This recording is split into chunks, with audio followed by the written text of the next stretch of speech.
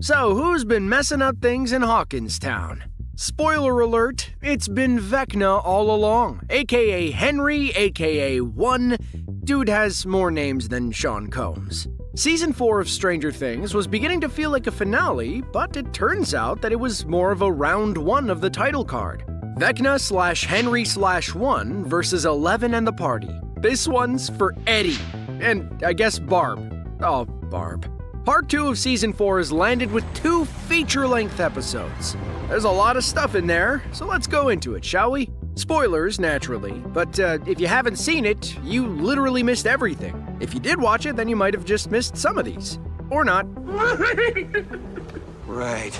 When Elle tries to piggyback on Max's mind to face all 3 names, her gateway is the DJ stand playing the Police hit Every Breath You Take, a song about obsession, which follows the title with the line, "I'll be watching you," like Vecna/Henry/1. Once he finds Max in her happy place, the snowball, that music becomes Ella Fitzgerald and Louis Armstrong singing Dream a Little Dream. A bit of a taunt, as Vecna Henry 1 makes you relive your darkest self in a dreamlike state. The listening room at Penhurst also lists only dream-related songs. Wait, his initials would be VH1. MTV for adults in the 80s? Layers upon layers. In the penultimate episode, Papa, Brenner wants Eleven to stay and train her abilities to face Vecna, but Eleven wants to go and save her friends. The same dilemma that Luke Skywalker was in on Dagobah during Empire. But I can help them. But they weren't done there. When Sullivan finds the underground lab, his team storming it replicates the Empire boarding Princess Leia's ship in the beginning of A New Hope, complete with the menacing bad guy leader strolling casually after his soldiers. Star Wars tributes aside, this season has been drawing on various 80s horror classics, primarily Nightmare on Elm Street. But John Carpenter's slash classic gets in on the game as well. When Vecna is finally seemingly vanquished via Nancy's boomstick, he crashes out of the second-story window. Only when the kids make their way out of the house, he's no longer there, just like Michael Myers in Halloween. Of course, there's a more overt reference to Halloween in Part 2, and it's also a bit of a throwback to the show itself. When Eddie needs a mask to conceal his identity, since he's the most wanted man in Hawkins, he has to turn to Max, who still has the Michael Myers mask she wore during Halloween in Season 2. The biggest influence on Season 4 is obviously A Nightmare on Elm Street, right down to casting Freddy himself as Henry's father. Part 2 of Season 4 takes specific inspiration from A Nightmare on Elm Street Dream Warriors. Like the kids in Stranger Things, the kids in Dream Warriors have had about enough of not sleeping and running from Freddy and decide to train themselves to take him on in his own realm. When Hopper discovers just how far the Russians have gotten in their program, he runs across a collection of Demogorgons and Demodogs in pods, similar to the ones the clones were raised in Alien Resurrection, a movie that featured Winona Ryder. All other 80s nostalgia aside, inspiration for Stranger Things begins and ends with the author that defined 80s horror, Stephen King. During the episode Piggyback, the classic Carrie gets a nod as Vecna undoes Max's happy place with blood splattering out of popped balloons, a nod to Carrie's pig blood-covered prom. Some nods are more empathetic than others. That would be the case with the aftermath of the Piggyback that finds Lucas reading to a comatose Max. That book he's reading? Stephen King, of course, but not just any Stephen King. He's reading her The Talisman. That's the story of a boy traveling across the country to help his cancer-stricken mom with the help of a talisman that allows him to flip back and forth between the regular world and a parallel alternate dimension that is a reflection of his own. An upside down, if you will. The 1980 movie Altered States gave us William Hurt and Drew Barrymore, but more relevantly, it's centered around a scientist experimenting with mind-altering hallucinogens and sensory deprivation, which, like Elle, allows him to access alternate worlds. Millie Bobby Brown's first encounter with a Vecna Bauer is in the scene where he has her captured with the vines, and the sight of him made her look away and cry, she told Variety. She was able to connect the beast in front of her to her colleague underneath when she caught his smoker's breath. John Hughes defined the teenage movie in the 80s, and one of the actors he considered his muse was the red-headed Molly Ringwald. Now, she starred in a series of movies where she was an awkward teen navigating young love with a signature look. While gearing up at the war zone, Robin and Vicky share some stolen glances, with red-headed Vicky definitely taking styling cues from Ringwald's John Hughes characters. Now, one thing that has been confirmed by Season 4, especially Part 2, is Dr. Owens really is the best and has Eleven's best interest at heart, and Dr. Brenner, aka Papa, is just the worst. After he breaks the deal he made with Owens to let Eleven make her own decisions, Brenner puts a safety precaution on Eleven to keep her from launching him out the door, a shock collar. It's a less severe version of the collars worn by the contestants on The Running Man to keep them from running away from the game. In their case, it goes kaboom. The Arnold Schwarzenegger movie The Running Man, based on a book by Stephen King. Loosely. In the next best instance of guitar shredding since the Doof Warrior, Eddie gains the attention of the Bats of the Upside Down by shredding Metallica's Master of Puppets, a favorite of every 80s Hesher dreaming of heavy metal glory. Eddie's performance is remarkable for another reason, though. The album Master of Puppets won't be released for another 2 months by the time Eddie does his version. A little bit of fudging is acceptable to get that sequence, I think. Although it would have been really cool to hear Number of the Beast by Iron Maiden. That would have been really funny if Dustin was on the phone going, "James, it's your cousin Marvin Hetfield." Another moment, another nod to a John Carpenter classic. This time, the Kurt Russell movie The Thing. In that movie, an alien being that can imitate other living beings is trapped in an Arctic research station with increasingly uneasy scientists. Once they successfully identify the creature, Kurt Russell does the only thing you can do in a situation like this: kill it with fire. Murray gets a taste of that action when he hits the particle-infused creatures with his own flamethrower in the Russian jail. One of the sweeter unspoken elements of Stranger Things is the blue hair tie. It's first seen all the way back in Season 1 during a flashback to Hopper's daughter Sarah, who wears a pair of them. When she later loses her hair to chemotherapy, Hopper takes to wearing it as a bracelet, which he continues to wear in the show's present, often touching it when trying to decide what to do as Eleven's new dad. When that role becomes official with the birth certificate that Dr. Owens gives them, Hopper passes the blue hair tie to Eleven. Since her hair was cut during the science experiment, during the piggyback, she starts wearing the blue hair tie as a bracelet like Hopper. In a flashback, we see Hopper grieving over Sarah in the landing of a stairwell. In Season 2, Dr. Owens finds himself injured in apparently the same stairwell, which we know is in the Hawkins lab. And in the 4th season flashback, Eleven makes her way down, that same stairwell.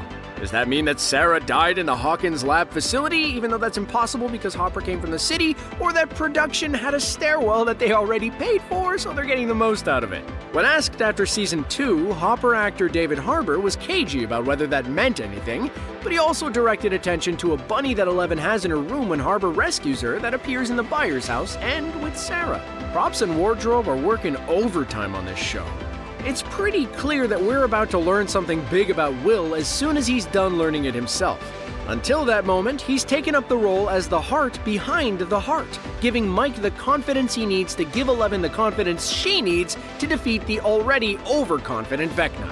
As part of his Mike pep talk / almost revelation, Will shows Mike the painting that he claims Eleven commissioned of the party's characters in action, which means it's original party members only, with Will the Wise, Lucas on horseback, and Mike leading the charge with a herald on his shield featuring a heart, because that's what Mike is. Obviously, Dustin's character's there too. Now that could be another clue about Will's secret, or just a case of Max and Eleven not having characters. The dragon they face has 3 heads, like the 3 different monsters that they've faced that have turned out to be the same monster.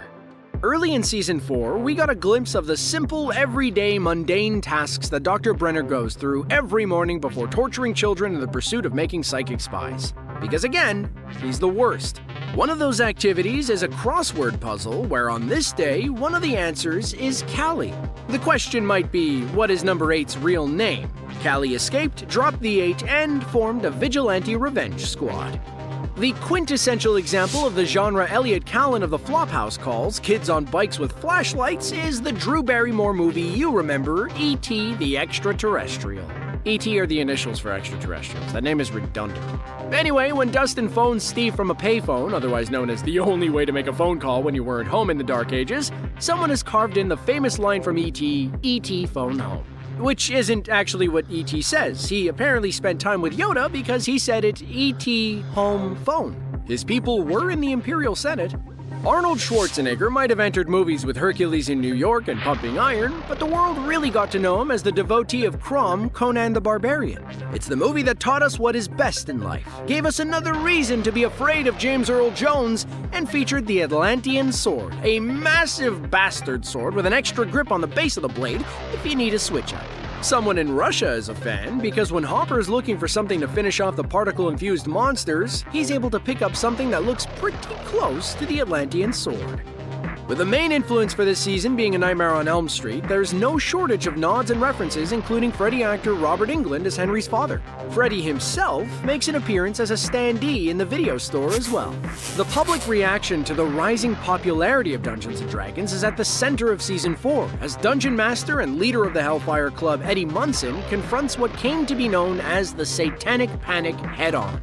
As far as the town knows, Eddie used the game to lead a satanic cult where he made the game real and killed 3 teenagers. Welcome to Hellfire. This echoes the 1982 cautionary tale TV movie Mazes and Monsters, where Tom Hanks plays a dungeon master of a fictional version of Dungeons & Dragons who begins to think the game is real. Game? There's another nod to the level of panic the game induced in the public. Munson does a dramatic reading of a Newsweek article on the dangers of Dungeons & Dragons. That article is called D&D: The Devil's Game, which isn't an article that Newsweek ran. Rather, in their September 9th, 1985 issue, they did run an article called Kids: The Deadliest Game, which was about the concerns over Dungeons & Dragons, implying it led to sacrilege or self-delusion. It turns out that Vecna's plans reach all the way back through the series. What he has against Will, we'll probably find out soon. Maybe he's just an incredibly hard person to corrupt. You help me, I help you. Back when Max's brother Billy went from bad to pure evil by being possessed by the Mind Flayer, the telltale 4 chimes made their first appearance. By part 2 of Season 4, Max has figured out what those 4 chimes mean. Possessed Billy also laid out the master plan of killing everyone around 11 so that she can see it before destroying her, because he carries a grudge. Some details are just oopsie doodles that were caught by eagle-eyed viewers, like the ones that noted the date information on the video recorder documenting Elle's torment by the popular kids indicated that it was March 22nd. Back in Season 2, Will's birthday is a plot point. That birthday happens to be March 22nd. You could say that's why Will is so mopey, but it doesn't explain why Joyce of all people would forget. And that's because the Duffer Brothers forgot. Since it would be too inconsistent for Joyce to forget Will's birthday, the Duffers told Variety that they were considering George Lucasing the error by altering the second season episode to move Will's birthday to May 22nd through the magic of ADR, or additional dialogue recording. Then there's the question of Will's secret. There's a couple of hints that his secret might mean that he has something in common with Robin. While we don't see his presentation, Will's hero is Alan Turing, who famously created the basis for modern computing in his search to break the Enigma encryption. Despite literally saving England, he was chemically castrated for his sexual orientation, something a young, tech-interested boy feeling the same might identify with. Filmmakers like to wink at each other, especially within their genre. In Jonathan's California bedroom, there's a poster for the Sam Raimi classic Evil Dead. In A Nightmare on Elm Street, Evil Dead is playing on a TV because in Evil Dead, Raimi had a torn poster of Wes Craven's The Hills Have Eyes. It's a reference inception. Benny's Burger Joint is the first place that a freshly escaped 11 runs into a kind person in Benny himself. Unfortunately, this doesn't end well for Benny. The basketball team celebrates their victory at Benny's, with one of them passing out in a manner reminiscent of Benny's final position. As Nancy reconnects in the most awkward way with Jonathan, they joke briefly about their future while they don't have a difficult conversation. Sorry I wasn't here. To be honest, I'm kind of glad you weren't. Nancy wonders if she could put saving the world on her resume, which sounds like a joke, but a glimpse at her resume indicates that she's already translated her experience as an elder teen on a bike with flashlights as youth worker. You think it's too late to throw saving the world on your college resume? Never let it be said that Brenner doesn't have a sense of humor. A really dark sense of humor. One manipulates Eleven to remove what he calls soteria, which inhibits his abilities. In reality, soteria is a psychiatric therapy practice that focuses on restraint-free and low-medication treatments. or the Greek goddess of safety, Soteria. Soteria is probably fun at parties. Stranger Things Season 4 is the gift that keeps on giving, and it seems like every time we rewatch an episode, we catch some more hidden details. That's why we wanted to take a look at all the little details, references, and Easter eggs that only the die-hard fans caught. So, let's take a look. And yes, there will be Stranger Things Season 4 spoilers in this video. One of the most touching and heartwarming Easter eggs comes in poster form, with Max having a poster for the surfing documentary The Endless Summer. Not only is it a callback to Max's California roots... You miss it? What? The ocean. The waves. California? but it also is a touching tribute to her brother Billy, who is a big surfer. This is one of the early signs that Max is still grieving about the loss of her brother, something which really comes into play later on in the season, and the whole running up the hill scene, which, FYI, has led to that song going up to #1 in the charts for the first time ever. And we all go through some awkward hair phases as we grow up. I mean, look at every haircut in Goblet of Fire. And the Stranger Things kids are no different, with them all rocking some new looks. Take, for example, the new longer locks that Mike is sporting, which he has clearly grown out to match his new role model, Eddie Munson. I'm 11, you long-haired freak. Speaking of hairstyles, I was thinking that 11 is starting to look more and more like Winona Ryder this season, and the internet seems to agree with me, with multiple fans pointing out that 11's new hairstyle looks a lot like Joyce's. Another little nod to Joyce comes with the Reebok shoebox that 11 uses as a replica for the cabin her and Hopper lived in, with Joyce famously wearing Reeboks throughout the show. But back on the subject of hairstyles, new character Chrissy Cunningham's hair design was inspired by Olivia Newton-John's character Sandy in Grease.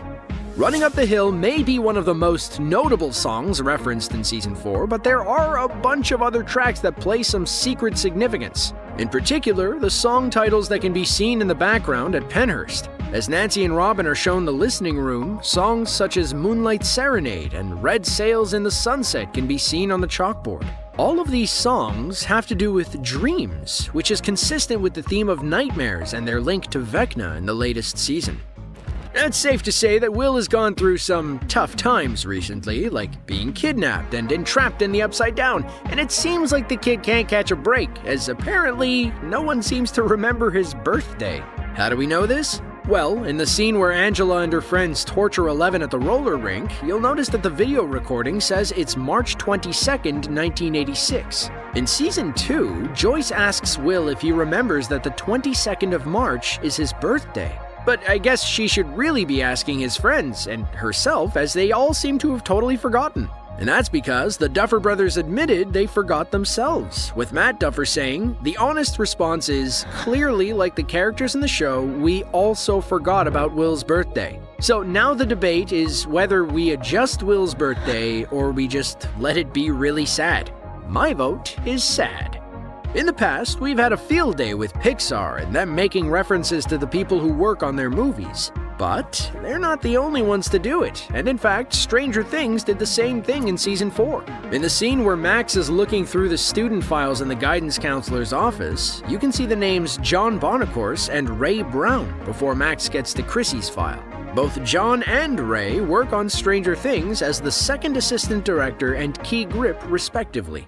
Now, you may have picked up that the Hellfire Club name is a nod to the X-Men's Hellfire Club, who were a key factor in Jean Grey's Dark Phoenix story, all of which works thematically considering how often Stranger Things has flirted with those elements in Eleven's story. But did you catch the other Easter egg in there? All the way back in Season 1, Will ends up winning Dustin's X-Men issue number 134 from 1963 after their bike race. That issue just so happens to follow the X-Men as they go up against the Hellfire Club. So the reveal at the end of Season 4 Part 1 that Henry Creel was actually Vecna was a pretty shocking moment, but there was a piece of subtle foreshadowing that we totally missed. When Vecna is first introduced in the D&D campaign, it is stated that everyone thought that he was dead, just like Henry Creel, who everyone thought was killed by his own father, Victor. For the 8th entry in this video, it's only fitting that we use it to honor the one and only Kobe Bryant, who despite famously wearing the number 24 jersey, also wore the number 8, with both numbers being retired by the Lakers. In Stranger Things, Lucas has the number 8 on his jersey, and that's because Caleb McLaughlin, who is a huge Kobe fan, had the idea to pay tribute to the basketball legend in this way. Now, the Rainbow Room in Stranger Things is a lot more depressing than the name suggests, but did you notice the small attention to detail in the background? Because I didn't, but Reddit user DJM Takamine did. The piece of detail in question is the wall with the two-way mirror that has indigo on top, while the wall with the double doors has red on top, which is likely a reference to the Upside Down and the dual realms. Now, if there's one thing that Stranger Things likes to do, it's speculate, and one of the topics that's often bandied around is Will's sexuality, with many fans believing that Will is secretly gay. A piece of evidence being used to support this theory is the fact that Will chose famous mathematician and codebreaker Alan Turing as his hero. Turing was famously gay and was actually charged for homosexual activity, with him only just being pardoned posthumously in 2013. Now, this next one is admittedly pretty heartwarming. In the scene where Mike goes upstairs to deliver Eleven her Eggos, you'll notice that Eleven keeps her bedroom door cracked open 3 inches. This is a reference to the recurring joke and Hopper's letter where he tells her to keep the door open 3 inches every time she has Mike in her room. Someone must be cutting onions in here because my eyes are watering.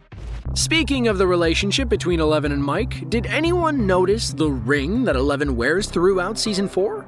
That ring was actually a gift given to her by Mike in between Seasons 3 and 4, showing just how important Mike is to her. Going back to Season 1 callbacks, in Season 4, Eleven lies to Mike that she has friends and hides the fact that Angela and her friends bully her. This is mirrored with a scene from Season 1, where Mike lies about being tripped up by mouth breather Trey as he didn't want Eleven to think that he was a loser, and Eleven tells him that she understands. And still on Season 1 callbacks, as Robin goes through the items in Nancy's room, she brings attention to her ballerina jewelry box. Back in Season 1, while Eleven was exploring the Wheeler house, she also focused on the ballerina jewelry box. Also in Nancy's room in both Season 1 and Season 4 was a poster of Tom Cruise because, let's face it, that guy never gets old. And sort of still on the Season 1 callbacks, in Season 4 there's a scene where Eleven crumples a Coke can with her powers, just like she did in Season 1. However, the main Easter egg here is that the can says Classic Coke, which is a reference to the Season 3 joke about New Coke, which in itself is a reference to that time in 1985 when Coca-Cola tried a new Coke formula and then changed it back to the Classic Coke one.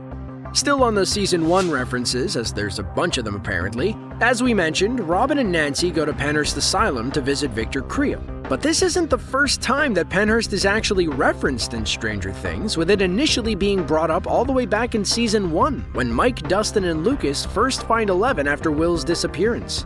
But fans of haunted places out there may actually know that Penhurst is in fact a real and now former asylum located in eastern Pennsylvania, which closed in 1989 due to a string of controversies.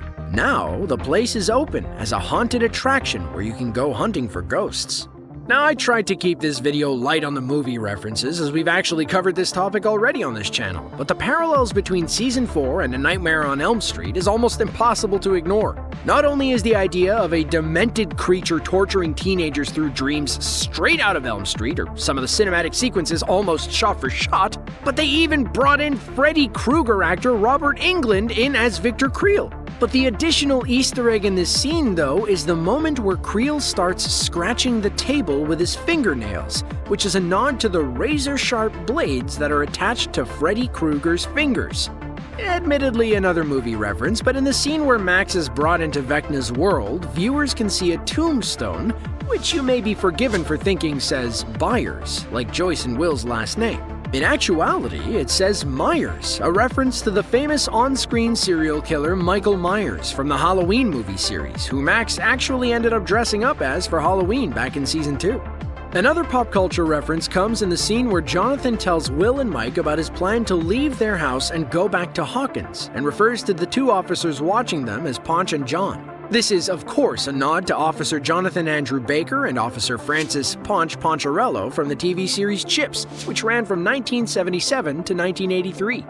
One of the biggest movies from the 80s has to be the one and only Goonies, and seeing as Stranger Things is all about 80s pop culture references, you can bet your bottom dollar that they made a shout out to the movie in Season 4. In the scene where Lucas and Max explore Victor Creel's old house, Lucas makes a joke about if he plays the piano correctly, a secret door might open. Voila. This is, of course, a reference to the Goonies, where Andy has to play a piano perfectly in order for the crew to find One-Eyed Willie's treasure. Things are heating up in the strip mall karate center of the universe, the San Fernando Valley, with Season 4 of Cobra Kai acing its way through Karate Kid canon.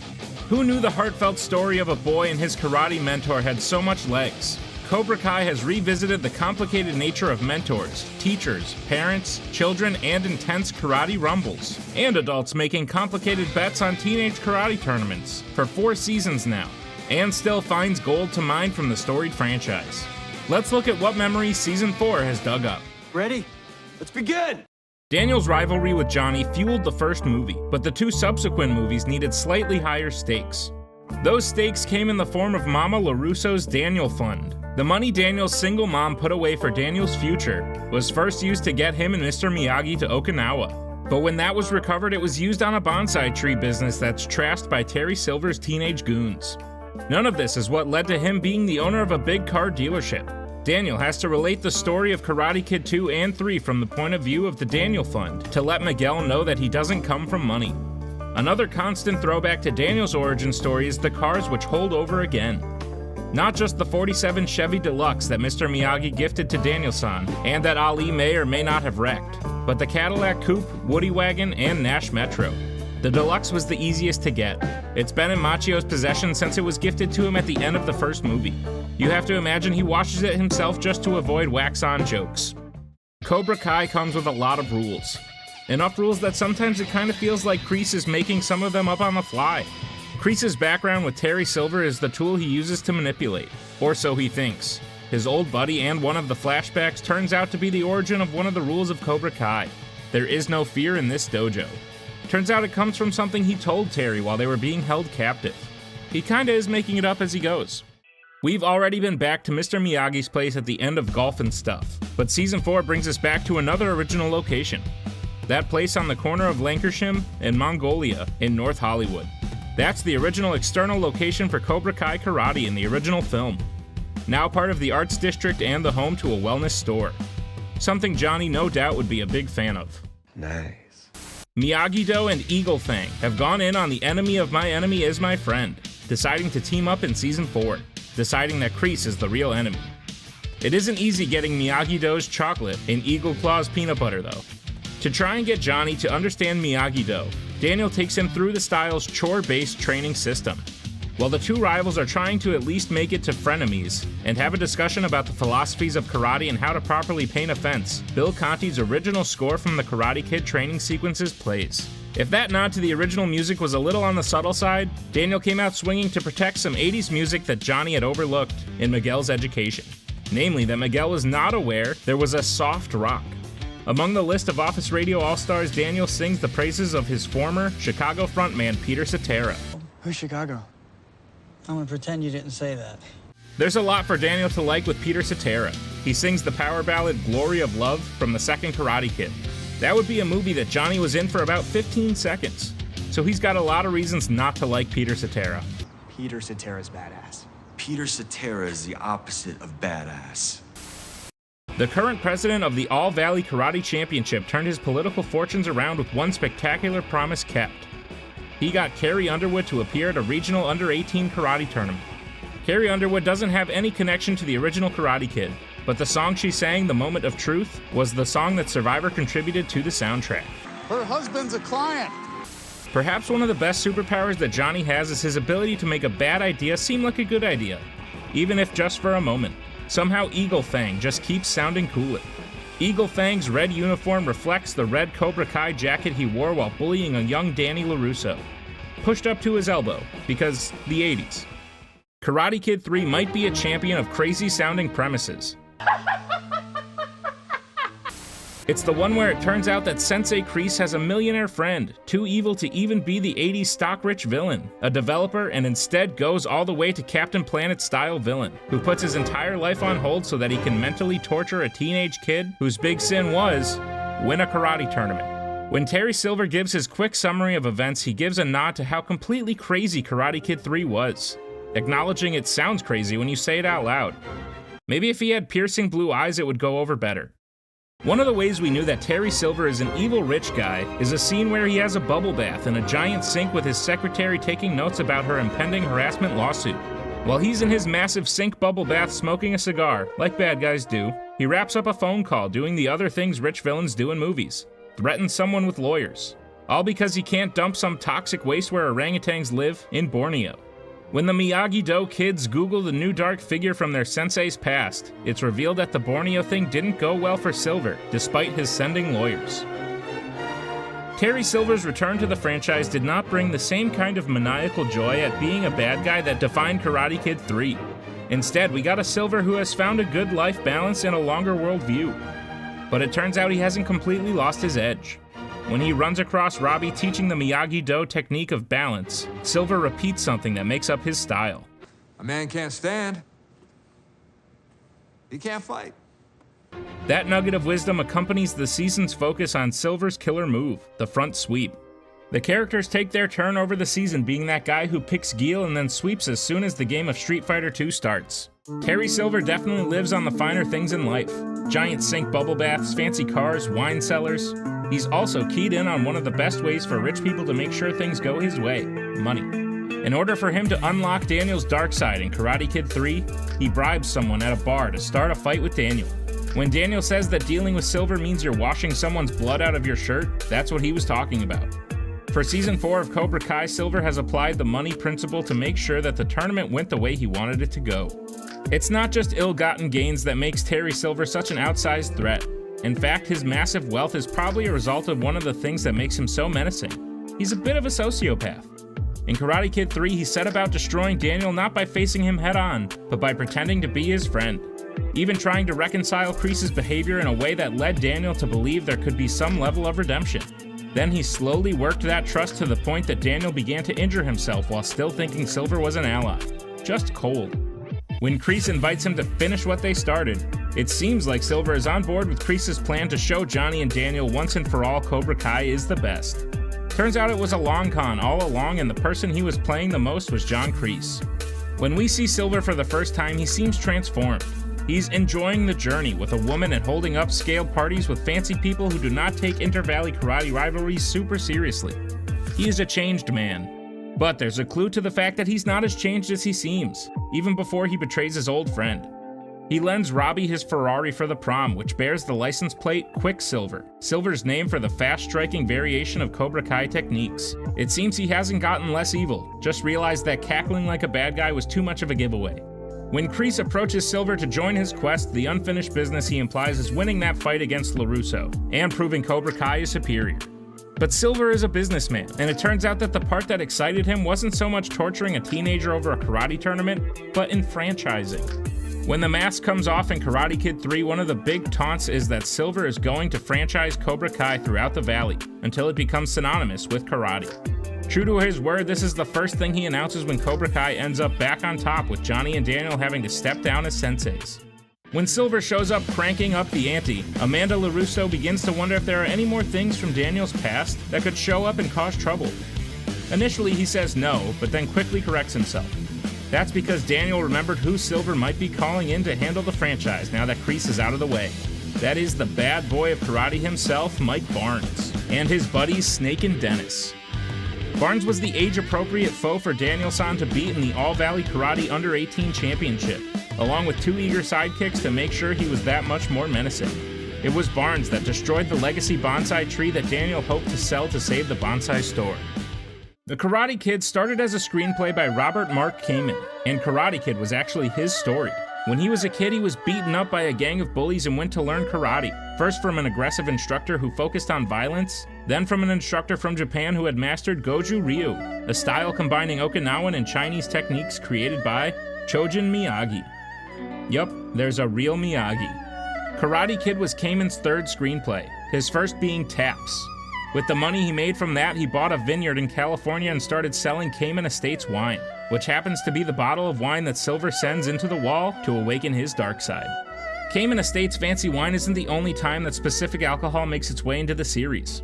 Johnny's choice of poison when it comes to drinking is the banquet beer, Coors. Not sure what makes it a banquet beer, but that's what it says. While at one point Coors was desirable enough to pay a trucker and his Trans Am driving friend to hustle a truckload from Texarkana to Atlanta when the specifics of alcohol laws prohibited the sale of Coors in the eastern states, Coors, especially Coors Light, has kind of become the signature beer of people who have a problem. Specifically for Johnny, it's that a crushed can of Coors is one of the only things he had left over from when his father left. Class roles are reversed for Cobra Kai, with Daniel being the one with money and Johnny being the poor guy with simple tastes. One of the ways that's underlined is their choice of beer. At the end of the chore-based Miyagi-Do training, he offers Johnny a Blue Moon beer. True to the themes of Cobra Kai, however, this is actually an indication that Johnny and Daniel's differences are largely superficial. Blue Moon might be positioned as an upmarket beer in the microbrew tradition, but it's actually a Coors product. There's still more story told through alcohol in Season 4. Silver slips the knife in Kreese long before Kreese even knows there's a knife in the room during sparring training at Cobra Kai. In what could have been a throwaway line, Silver suggests that even Kreese has a weakness, causing the world's most insecure tough guy to start a friendly wager where the two senseis pick a fighter. Silver even shows Kreese how he'll use Kreese's weakness against him by putting the new kid up against Robbie, and showing how hard it is for the mentor to actually harm their student. Silver wins the bet for a six-pack, which Kreese delivers along with a reminder that Kreese saved Silver and he's in charge. To drive that point home, he gives Silver Ba Mui Ba, a Vietnamese beer. The rival karate schools get into it in the traditional 80s teenage theater, the drive-in movie theater, this time of the pop-up variety. The movie that's selected is right up the alley for a bunch of teenage martial artists. The Jean-Claude Van Damme classic Bloodsport about an American ninja who fought in the Kumite, supposedly based on a true story. But that's another story. Should the kids decide to dive into the rest of the Bloodsport series, they'll get less JCVD, but they'll get a familiar face. Pat Morita, who of course played Mr. Miyagi, features heavily in both sequels, as a rich guy it turns out. Just to keep things going just a little further, in 2011 the Bloodsport franchise entered the early stages of a reboot, with Karate Kid creator Robert Mark Kamen doing the writing. What would the Karate Kid world be without the All-Valley Under-18 Karate Championship? It's the premier event of the Valley. Season 4 returns to the Under-18 tournament to resolve the differences of adults via their students, with some echoes from the franchise to go with it. That includes an injury and the return of that dramatic countdown, before the injured party must forfeit the match. This time, it's Miguel who suffers the injury. Which, understandable. Not too long ago, walking was a challenge after he suffered a severe back injury. In Karate Kid, Mr. Miyagi is able to perform his special technique that allows Daniel the limited mobility he needs to finish the match, crane style. Miguel decides there's another option, and that's to walk away from this rivalry that has so little to do with him in the first place. If the ticking clock of the injury wasn't enough tension, the final match came down to a sudden death round with both fighters tied and out of time. You always have to raise the stakes. Sudden death makes a return, this time in the Women's Championship round. It doesn't go the LaRusso's way this time though, but there were shenanigans. Sweep the leg, Johnny might be the next most recognizable line from the original movie after instructions on how to wax a car. It was the thing that showed that Cobra Kai would do whatever it took to win. Tori had thrown an accidental elbow into Sam's eye, making it hard to see. Preparing for the sudden death round, Silver suggests that she hit the other eye, confident that the ref won't decide the championship on a technicality. You know, because he bribed him. Kreese actually has a moment of clarity, seeing his sweep the leg moment as when he undermined the trust of his student. Kreese came this close to some growth. Moments of clarity were just for Kreese. Johnny and Daniel had to come to terms with their student finding their own way. Extra hard when that person is the daughter of one of the teachers. She had tried it Miyagi's way, Eagle Fang's way. Now she wanted to bring it together. When she took that to the match, she started off with part of a kata, Daniel's trick move to unsettle his opponent, and set up his first move from Karate Kid 3. You stay focused. Then you show your best karate still inside. Now time, let out! This season of Love, Death, and Robots might have been short, but it was packed to the gills with quality animation and delightfully violent science fiction insanity.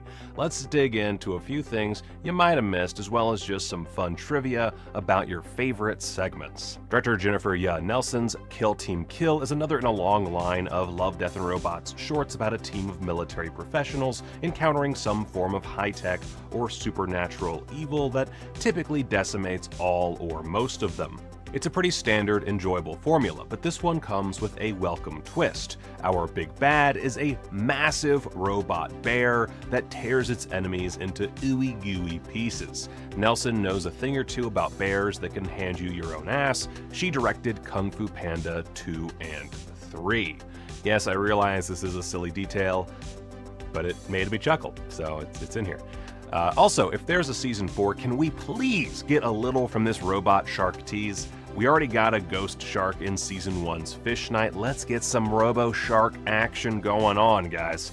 The bear, by the way, is called Project Barghest. Barghest is a creature from Northern English folklore that, per Encyclopedia Britannica, is, quote, a monstrous goblin dog with huge teeth and claws that appears only at night. Some have pointed out that Barghest was probably inspiration for Sir Arthur Conan Doyle's famous Sherlock Holmes story, The Hound of the Baskervilles, as well as potentially the inspiration for Sirius Black's haunting dog form called the Grim in the Harry Potter books. Meanwhile, the other Mercs vs. Crazy Bloodlust monster short in this collection, In Vaulted Halls Entombed, was directed by Jerome Chin, and he has his own connection to the material. While this is his second credited directorial effort after season 1's Lucky 13, he's been working in VFX since the early 90s and was even the senior visual effects supervisor for Beowulf, which, while not the nicest thing to look at, was at least one step away from the horrors of the Polar Express. Dude was also in the same position on Final Fantasy X. He knows his photorealistic CGI, and damn, man, like, In Vaulted Halls Entombed really speaks to that. Like, that is some quality animation. But more importantly, and most of you probably noticed this, but it must be said, this one features Cthulhu. Like, it's not called Cthulhu. In the credits, it's bound to God, but look, that thing, that's the greatest of the great old ones himself. And considering that Cthulhu is often depicted as being trapped in some sort of tomb, calling psychically out to potential worshippers who might one day release him unto the cosmos once more, yeah man, freaking Cthulhu. You'll love to see it. And just to add a cherry on top, our sole survivor cuts out her own eyes with the knife used to attack her so that she might not come under the bound god's control. But c'est la vie, it's gonna take more than that to stop this eldritch horror, and if you listen closely, she is speaking in an alien language, suggesting she is under his control and will probably seek out more to join the ranks of the bound god. For those of you who are just tuning in this season and haven't checked out the previous two, you might have missed that Season 3 features the show's first full-fledged sequel in the form of 3 Robots Exit Strategies, the debut episode this season which features the return of our tourist robot heroes from way back in Season 1, Episode 2. The sequel was directed by Patrick Osborne, who notably also co-directed the Disney Plus special Happier Than Ever, A Love Letter to Los Angeles. This is his first episode of Love, Death, and Robots, however, with the original iteration of 3 Robots directed by Victor Maldonado and Alfredo Torres, who directed 2 other episodes of Season 1, When the Yogurt Took Over and Alternate Histories. All 4 of these stories were based on a story or written by noted sci-fi author John Scalzi. Side note, did you know that Philip Gillott was the screenwriter for the first 3 Robots? Dude recently had his animated epic The Spine of Night debut on Shudder. That flick co-stars Joe Manganiello, who is also the star of In Vaulted Halls Entombed, one of 25 episodes written by Gillott. Another returning character from Season 1 who shows up at the tail end of 3 Robots Exit Strategies is the Talking Cat. He's once again voiced by Chris Parnell. I've got a tattoo here that fully illustrates my point. And we get confirmation after it's suggested in that first season episode that yes, cats are inevitably the only creatures able to survive the apocalypse after climate change wipes out the human race. Sure, they're cats, given opposable thumbs and the ability to speak, but still, in the end we see they are now in charge of the Mars colony, having presumably been the only ones to escape, or maybe having seized control from the last remaining humans. Either way, seems like the cats are doing mighty well for themselves. Unlike this poor bird. And hey, in what year does the end of humanity happen? Well, based on this time code during the launch of the cats and maybe a couple humans into space, it's 2025. Yikes. 3 Robots has been noted as being pretty openly political, even compared to most other politically overt episodes. We get a liberal tears gag over at the Doomsday Prepper base, where those same right-wing preppers run afoul of, well, their own need for isolation. Yeah, boys, turns out healthcare is pretty important. There's also quite a few hints at this particular group's innate need for privacy and conflict. This is TJ's chair, for example. TJ looking great, by the way. Love the Preppers Last Longer patch. And this map shows other strongholds, including the Wolves compound that has apparently been successfully raided. This sad sack was reading Gun Lover magazine on the John while he was shot, despite having a massive Gatling gun next to him for protection. Meanwhile, a bunch of libertarian tech billionaires made their base for a better tomorrow atop an old oil rig, which again, this is about climate change, so pretty on the nose right there. And they were inevitably taken out by their trusted AI turning on them.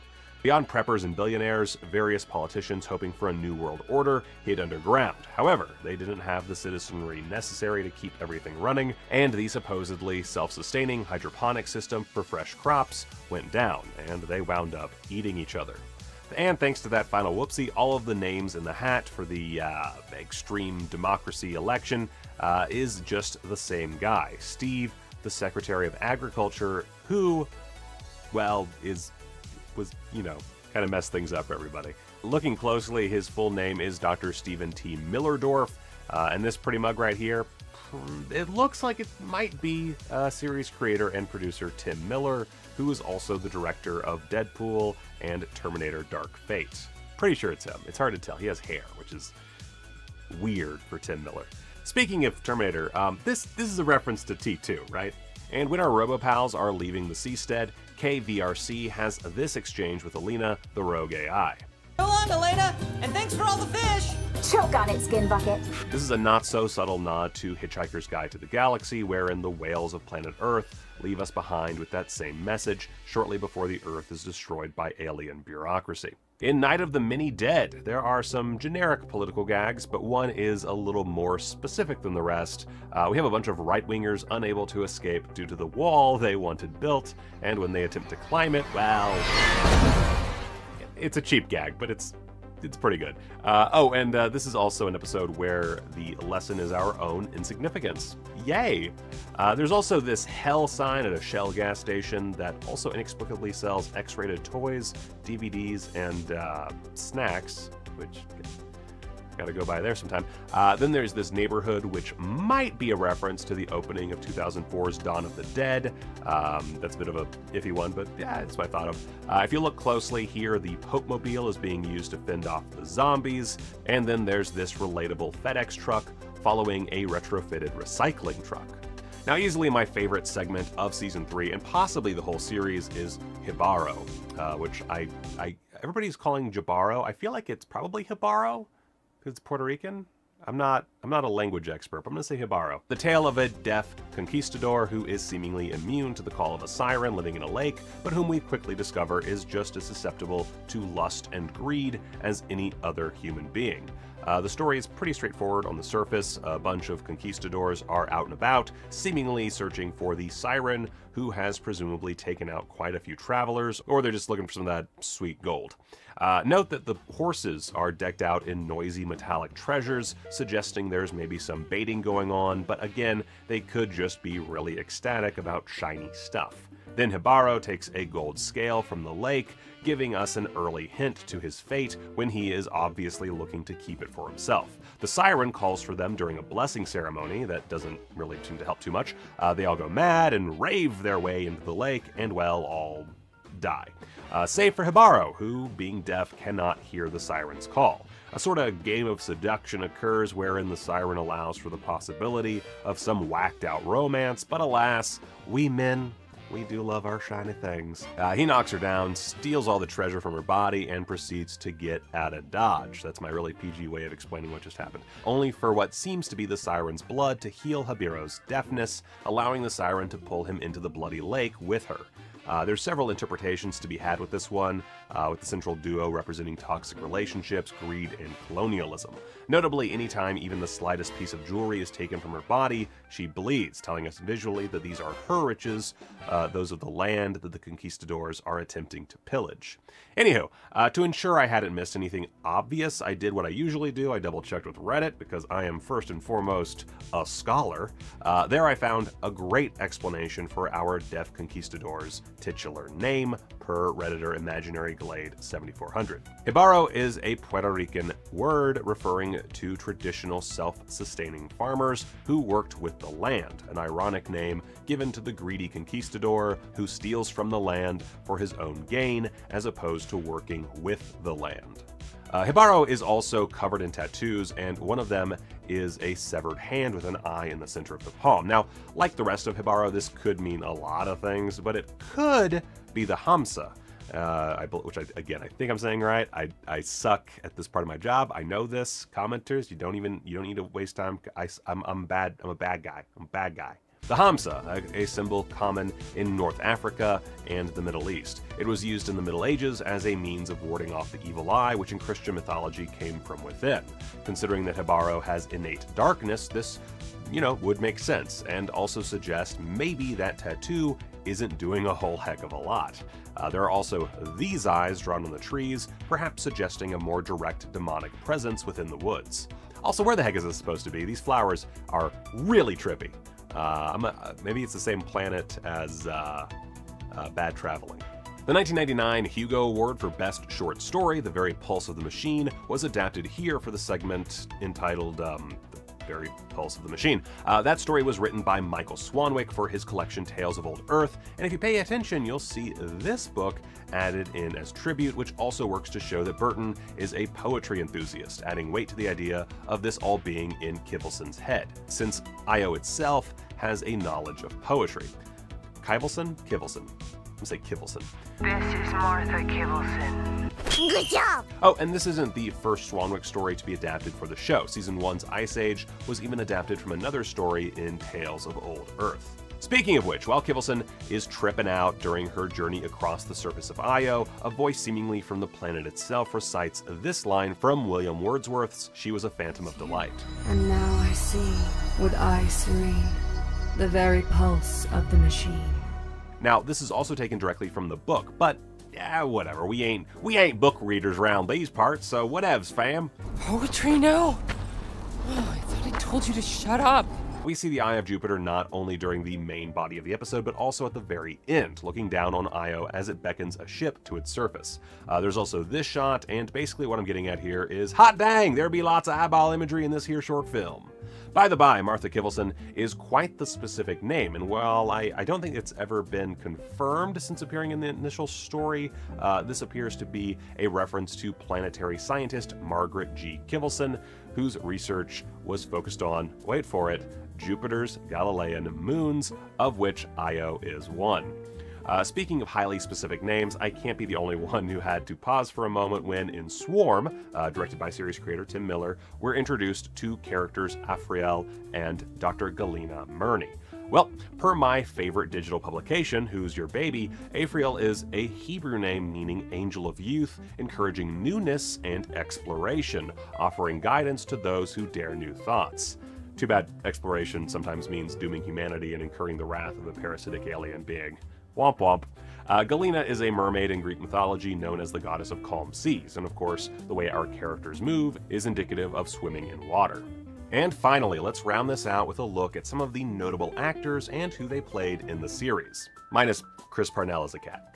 In David Fincher's entry Bad Traveling, prolific voice actor and sometimes Joker Troy Baker plays rightfully conspiratorial ship captain Torin. Blade Runner 2049, Station 11, and Terminator Dark Fate actress Mackenzie Davis stars in The Very Pulse of the Machine as Kiverson, while Kill Team Kill stars Joel McHale, Seth Green, Gabriel Luna, and who also was in Terminator Dark Fate, English Spike Spiegel himself, Steve Blum, and Andrew Kishino, a prolific voice actor whose credits include originating Saw Gerrera in Clone Wars. Swarm stars Rosario freaking Dawson and Jason George, aka Ben Warren in Grey's Anatomy. Mason's Rats stars Craig Ferguson and the guest himself, Dan Stevens, pulling double duty. In addition to Joe Manganiello in Vaulted Halls Entombed, features professional Boomerang-based criminal Jai Courtney, The Walking Dead's very own Christian Serratos, and voice actor Deborah Wilson, who voiced Amanda Waller in the upcoming Suicide Squad video game. Which really doesn't mean a whole lot, I guess, but, it's cool to me. She's in a thing with Jai Courtney, got Amanda Waller, got your Boomerang, Got your Deathstroke. You know, when you move from the big city to the country, it's supposed to be more relaxing. For the birds? I hate them so much. Yeah. It's hard to dig yourself out of a hole, even if you're clever. For 4 seasons, Marty Byrde and his family have had to navigate through irrational cartels and irrational local criminals along the Lake of the Ozarks. Each time one side's dealt with, they would inevitably trigger a new, worse problem from the other. Part 2 of Season 4 is here. Let's open up some of those secrets and how the show got there. And I'm gonna kill you. Ruth? I'm gonna kill you if you don't No, tell you me. won't. No, you are not. Everyone knows at least one person who burns through get-rich schemes, each one crazier than the last. Okay. When we were all stuck at home trying to pass the time, we learned that there's money in big cats, and that money attracts some, colorful people. People like the Langmores. Ruth's father and uncle had decided to get in on the exotic animal trade, but without a sweet tiger hookup, they went with the biggest cat that lived in their area, bobcats. In the 3rd episode of the 2nd season, Ruth's frustration gets the better of her, as it often does, and she frees the bobcats that the elder Langmore had trapped. If she can't break free, at least the little murder kittens can be free. Fast forward 2 seasons, and Ruth has lost the last person on Earth she legitimately cares for, her cousin Wyatt, who she had been trying to get into college and out of the Langmore cycle. She manages to find a new level of angry and heads off to kill Javi, the man responsible. Doing it will entrench her even further, trapping her deep in that cycle. While she builds up the nerve to do in Javi crossing the street, she sees a pair of bobcats, or thinks that she does. A symbolic reminder that she has a choice. Naturally, she still makes the wrong one, but the symbolic bobcats tried. In 1994, there was a hip-hop concept album that told the story of a man growing up in the Queensbridge, trapped by his environment, making what he can of it, and yearning for a way out. While it seems like an odd fit at first, Ruth can really relate to the overall themes from the album Illmatic by Nas. It's no wonder that Ruth is a fan of 90s East Coast hip-hop. She's a big enough fan, in fact, that she'd make a pit stop on a revenge trip to tell Killer Mike she loves his stuff. I appreciate you. Thank you. Ruth's love of East Coast hip-hop from the 90s was seeded in the 3rd episode when she asks Tuck if he's into artists like Eazy-E and Tupac. From there, the showrunners built Ruth's fandom with Notorious B.I.G. figuring into Ruth's playlist over the course of the series. For Ruth's Revenge Ride, music supervisor Gabe Hilfer suggested Nas's Illmatic as the soundtrack for the episode. Killer Mike's appearance came as a result of an unexpected friendship between Laura Linney, who plays Wendy, and the rapper. Turns out Killer Mike was a big fan of Linney's from the show The Big C, and on a flight that they shared, he talked about her, and about what a big fan he and his wife were. Since then, they've been keeping in touch. Killer Mike had already been public about his love for the show, and Linney was able to contact Killer Mike, who was all too happy to appear. Killer Mike isn't the only musical fan of the show to have their fandom rewarded. Broadway soprano Rebecca Luker, a 3-time Tony Award winner, became a fan of the show under less than stellar circumstances. She was diagnosed with ALS, also known as Lou Gehrig's disease. While she was offstage, she told the New York Times that she'd been watching Ozark in lieu of other musicals. Sadly, Luker succumbed to her condition in December of 2020. As a tribute to their Broadway fan, when Ruth and Rachel see a lawyer about the status of Darlene's shares in the casino, the lawyer they visit is named Rebecca Luker. Laura Linney posted a memorial on her Instagram account for the singer when she passed.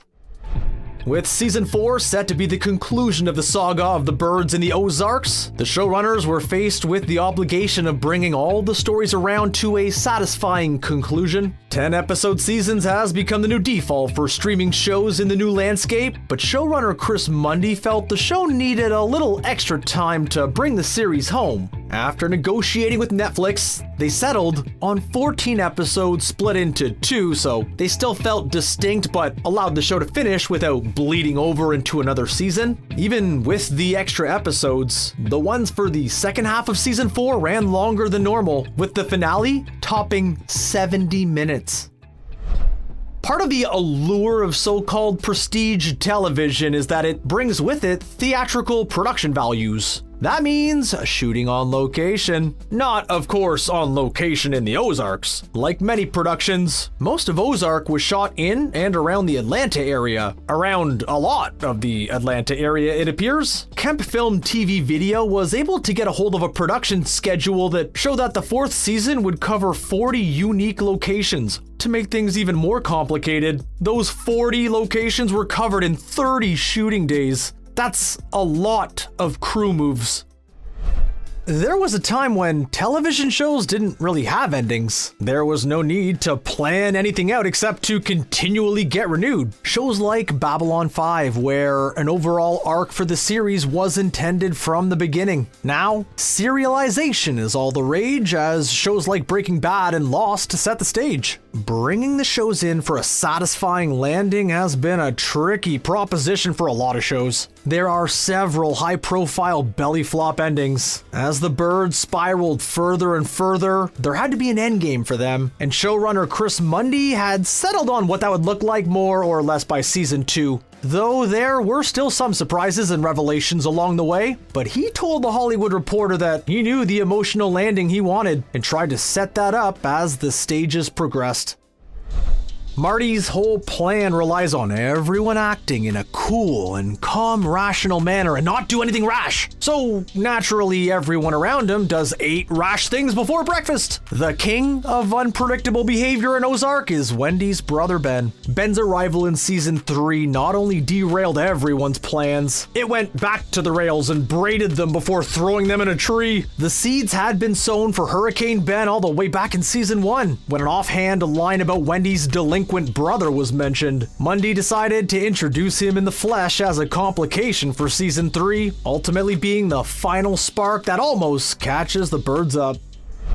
Jason Bateman, along with his sister Justine, has been around for a while, with his first role in Little House on the Prairie. But for modern audiences, Jason Bateman's biggest claim to fame is his role as part of the Bluth family on Arrested Development. In fact, part of the allure of doing this show was to shake the perception of Bateman as a comedic straight man. Not that he's running away from his success. There were subtle nods to his time as a Bluth, where he played a relatively smart guy no one listened to, so he wasn't straying that far. One of the longest setup for payoffs for a gag was the senior Bluth repeating, "Always money in the banana stand," which turned out to be literal. He stashed cash in the walls of the banana stand, something Michael only learned after it had burned down. Stashing money in the walls becomes a practice for the birds as well. The kids even talk about finding some left over as the family made their final doomed attempt to leave the Ozark adventure behind them, saying that they left it there for the next tenant to find.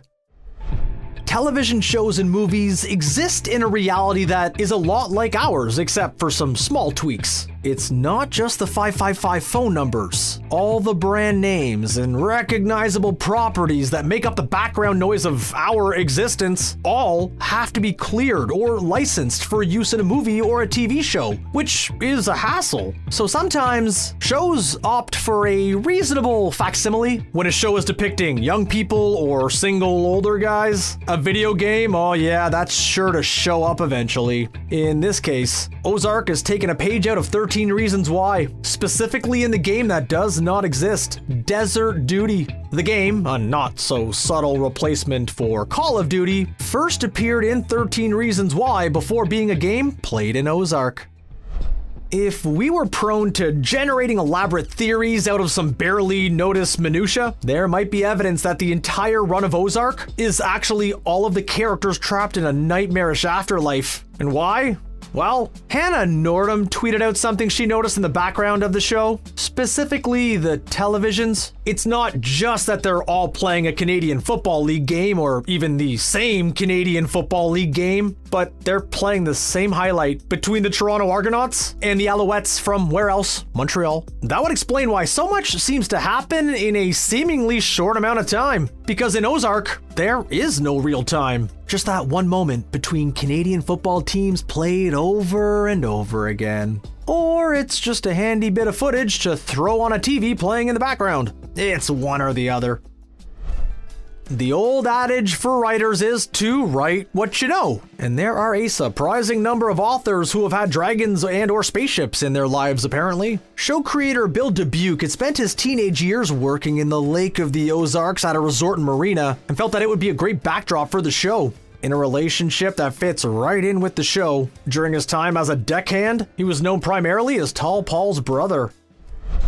As mentioned before, the role of Marty Byrde runs into contrast to the role of straight man that was Michael Bluth or his character in Hancock, but there was more than just breaking out of an acting mold. Originally, Bateman was going to be the sole director for the first season of the show. Without enough time to prepare for the full season, Bateman ended up only directing 2 of the first season episodes, and then more as the series progressed, including the finale. The last 2 episodes of part 1 of season 4 were directed by Netflix veteran Robin Wright.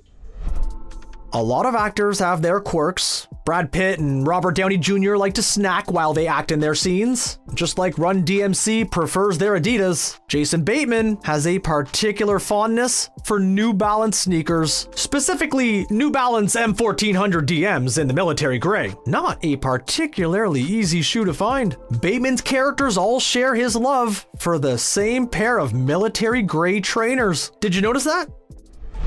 Never underestimate the power of branding. Sometimes when a show or movie is popular enough, they start to leak out into the real world. In Los Angeles, you can have food delivered from Los Polos Hermanos, Gus Fring's money laundering company from Breaking Bad. There's even a bar modeled off the cantina in Star Wars called Scum and Villainy. Even though it's a show about corruption and organized crime running rampant on the shores of the Lake of the Ozarks, the tourist spot has embraced the attention from the show, including opening up a Marty Byrde's restaurant. Probably best to keep the books tight on that one. These days, people are becoming more aware of how movies and TV shows use color palettes as part of the show. The Defender show on Netflix highlighted colors associated with the heroes. And of course, as we all know, in order to indicate a shot taking place in Mexico, everything gets a nice coat of yellow. Ozark has its own hue that it uses in all of its shots, blue. The intent there is to create the feeling of everything happening under the cover of darkness, of being underhanded. At the center of Ozark is Marty Byrde's expert-level money laundering skills that he uses to spare his life when someone at his firm skims a little profit, and it dominates the way that he thinks and approaches every problem he has, sometimes to the frustration of those around him. To make sure the money laundering seemed authentic, the cast and crew got a crash course in how to make money go from ill-gotten gains to totally legal-gotten gains. As a result, the money laundering principles in the show are pretty accurate. But they hasten to point out that you cannot learn money laundering just by watching the show. And so, you took all those notes for nothing. Sorry. After 4 seasons, it's hard to imagine anything being too much for Ruth. She entered the show tough as nails and has only gotten tougher as she's gone on. Sure, she's had plenty of crying moments, but she's had sad things stacked on top of other sad things stuffed in more sadness. That's why it's hard to imagine Ruth as squeamish about anything, which might be true of Ruth, but it's not true of the actor playing Ruth, Julia Garner. When Ruth was using a mouse to detect the effectiveness of her booby-trapped dock that was meant to kill Marty, a hand double had to be employed because Julia Garner could not keep it together holding the mouse. When the animal handler tried to ease her concerns by comparing the tail to other things, that just turned her off of those things as well. There's plenty of symbolism to go around with Ozark, and that's not just in the opening graphic, though those are pretty clever. Netflix insisted on a title card, but Bateman didn't want something lengthy and intrusive, so the O with the 4 graphics hinting at parts of the episode was created for that. To complete the requirement that the name of the show appear, the graphics spell out the Zark. The name of the central family has a few meanings. First of all, birds are known to migrate like the birds from Chicago to the Ozarks. Showrunner Mundy also likes to think of the birds as an invasive species disrupting the delicate ecosystem of the Ozark underworld. Yeah, makes sense to me. The money laundering might be fairly accurate, but there's some details that might not be as accurately depicted. Shows like The Simpsons, and especially Futurama, are notorious for having math experts on their writing staff and featuring immensely complicated math problems to make the handful of people that advanced in math chuckle. In the 7th episode of the first season of Ozark, not only is the math not complicated, it's wrong. Marty had made a simple addition error in one of the money calculations. It was in his favor though, so. A video game inspired by Fleischer and Silly Symphony cartoons of the 30s. It was only a matter of time before it became an actual cartoon, and it didn't take me 2 hours to get through the first episode. I am not good at this game. Cuphead and Mugman have taken their adventures to Netflix, and they've brought all their nods and tributes to classic cartoons with them.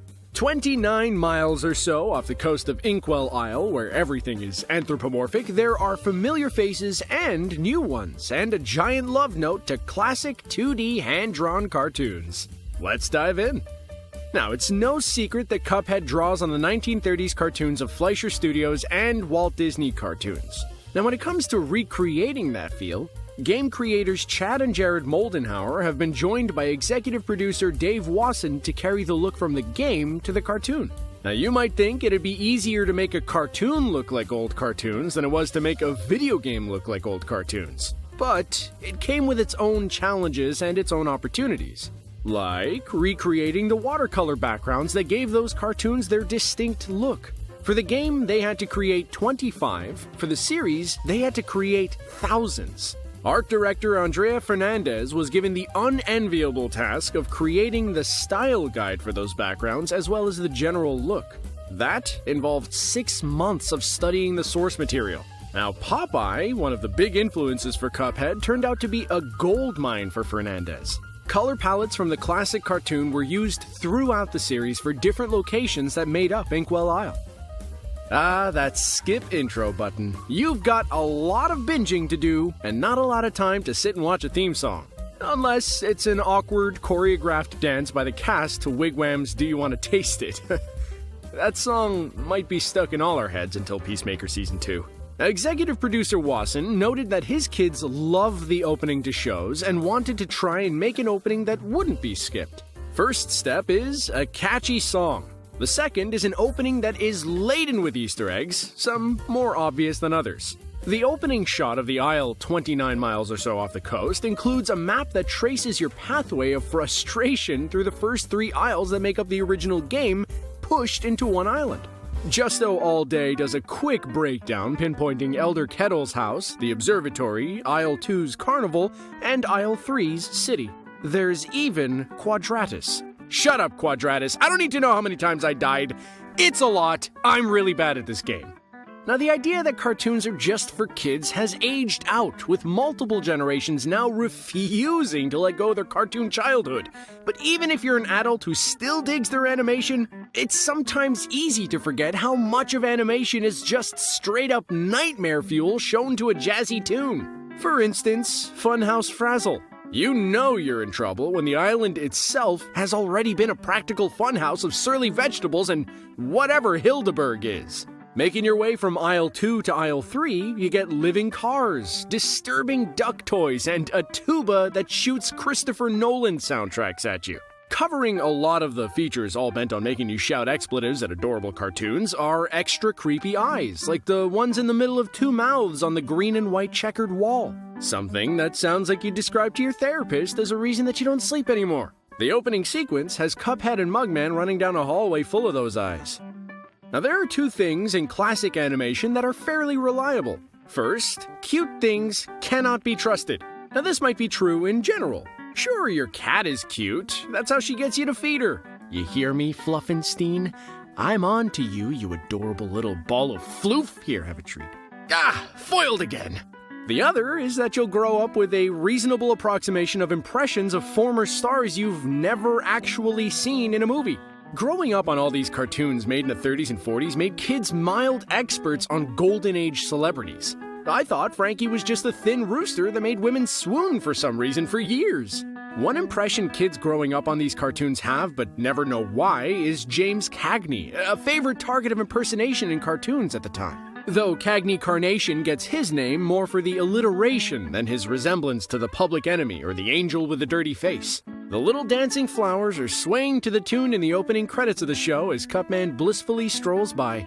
Little does he know. The show's creators went all in on creating that catchy opening you won't want to skip, which meant getting some help. The theme song was written by Wasson and co-executive producer Cosmos Sergeson, and then warmed over by series composer Ego Plum, a composer from SpongeBob SquarePants who wrote the theme to The Patrick Star Show. Man, these people have fantastic names. The opening shot is a bit of stop motion, as hands roll open a map of Inkwell Isle. For this stop motion, they turn to the people at Screen Novelties, who provide stop motion services for SpongeBob SquarePants and Robot Chicken. Now, when you're making a tribute, there isn't going to be one thing that inspired a character or scene. As a pastiche of Fleischer and Silly Symphony cartoons, there is a lot to draw on for their moving drawings. I may have tried too hard with that one. Anyway, one of the big influences on Cuphead is Bimbo the dog, best known as Betty Boop's boyfriend, and the less you think about how that works, the better. Bimbo and Cuphead share the same big eyes and penchant for getting into trouble, though they swap out Bimbo's red shirt for Cuphead's red shorts. Bimbo also happens to be a favorite character of the Moldenhauer brothers, creators of the game. The red shorts also harken to another influence that's perhaps a little better known, one Mickey Mouse. This also carries over to his brother Mugman, who resembles a character created by Walt Disney for Universal, Oswald the Lucky Rabbit. Oswald remained a Universal property, so Walt went from rabbit to mouse and then conquered the world. In the opening of the game, where Cuphead is tossing those fateful dice that set the game in motion, Mughead looked worried, so they built the two characters around that.